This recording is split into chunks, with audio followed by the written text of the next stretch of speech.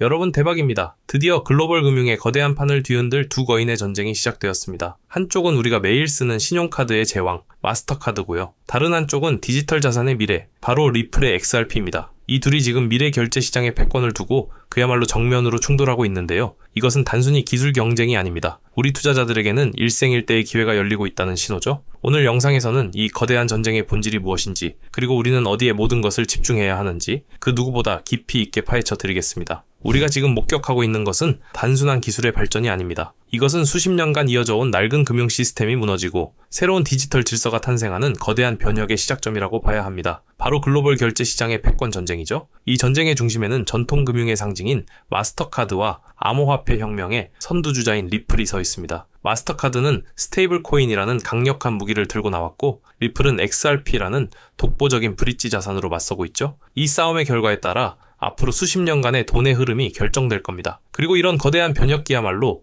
우리 같은 투자자들에게는 가장 엄청난 부를 쌓을 수 있는 절호의 기회라는 것 절대 잊으시면 안 됩니다. 대체 왜 이들이 이렇게 싸우는 걸까요? 바로 지금의 국제 송금 시스템이 그야말로 최악이기 때문입니다. 여러분 해외로 돈 한번 보내보셨죠? 스위프트라는 망을 이용하는데요. 이게 무려 1970년대에 만들어진 거의 반세기 된 낡은 시스템입니다. 우리가 지금 21세기 최첨단 시대에 살고 있는데 돈을 보내는 방식은 아직도 구닥다리 전신한 시스템에 머물러 있는 거죠. 그러다 보니 어떤 문제가 생길까요? 첫째, 속도가 말도 안 되게 느립니다. 돈 한 번 보내면 며칠씩 걸리는 게 기본이고요. 중간에 어느 은행에서 멈춰 있는지 알 수도 없어요. 둘째, 수수료가 엄청나게 비쌉니다. 여러 은행을 거치면서 단계마다 수수료를 떼어가기 때문에 배보다 배꼽이 더 커지는 경우가 허다하죠. 마지막으로 환율 변동 리스크에 그대로 노출됩니다. 며칠 동안 돈이 묶여있는 사이에 환율이 급변하면 고스란히 손실을 떠안아야 하는 구조라는 겁니다. 이건 정말 비효율의 극치라고 할 수밖에 없습니다. 이런 낡은 시스템을 부수기 위해 칼을 빼든 첫 번째 거인이 바로 마스터카드입니다. 마스터카드는 전 세계 수많은 가맹점을 확보한 결제 네트워크의 제왕이죠.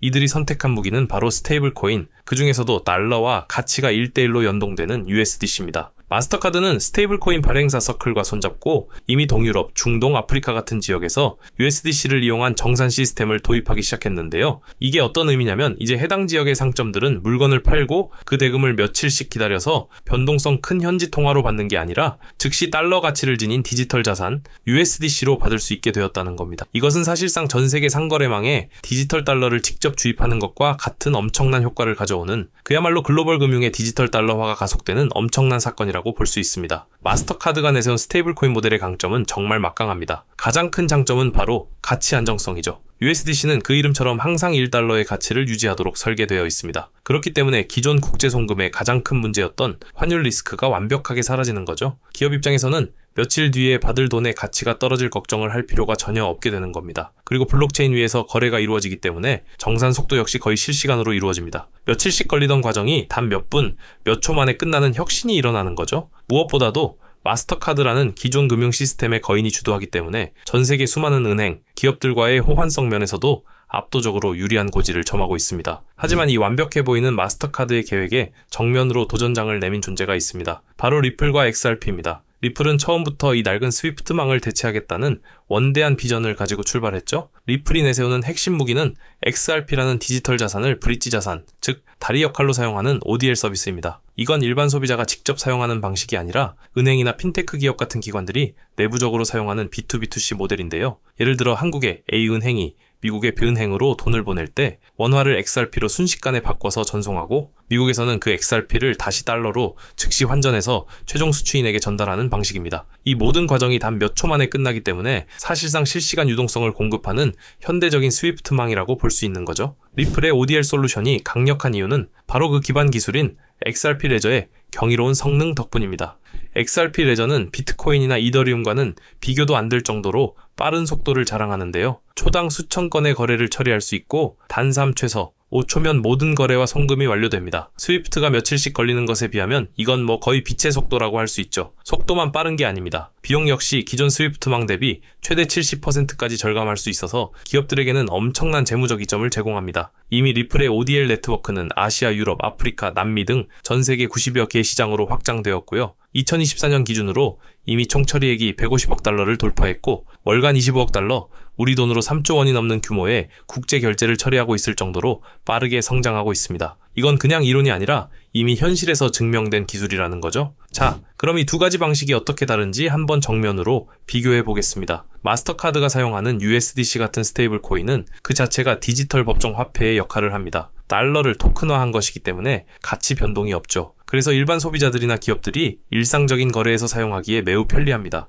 반면에 리플의 XRP는 특정 국가의 화폐가 아닌 가치 중립적인 인프라 자산의 성격을 가집니다. 송금하는 그 찰나의 순간에만 다리 역할, 즉 브릿지 역할을 수행하는 거죠. 그래서 이건 은행 간 거래나 서로 다른 금융 네트워크를 연결하는 B2B 거래에 훨씬 더 특화되어 있다고 볼 수 있습니다. 리스크 측면에서도 차이가 있는데요. 스테이블 코인은 발행사에 대한 신뢰와 각국 정부의 규제가 가장 큰 리스크인 반면 XRP는 찰나의 순간이지만 어쨌든 가격 변동에 노출된다는 점이 리스크로 꼽힙니다. 수요 기반도 USDC는 암호화폐 시장 참여자들이나 일반 사용자들이 중심이라면 XRP는 철저하게 기관과 금융사들의 송금 수요가 핵심이라고 할 수 있습니다. 이 거대한 전쟁에서 가장 중요한 변수는 바로 규제였습니다. 그리고 여기서 정말 드라마틱한 반전이 일어났죠. 리플은 수년간 미국 증권거래위원회 SEC와의 소송 때문에 발목이 묶여 있었는데요. 2023년 법원이 마침내 XRP는 증권이 아니다 라는 역사적인 판결을 내리면서 이 모든 불확실성이 한 방에 해소되었습니다. 기관들이 XRP를 채택하는 데 있어서 가장 큰 걸림돌이었던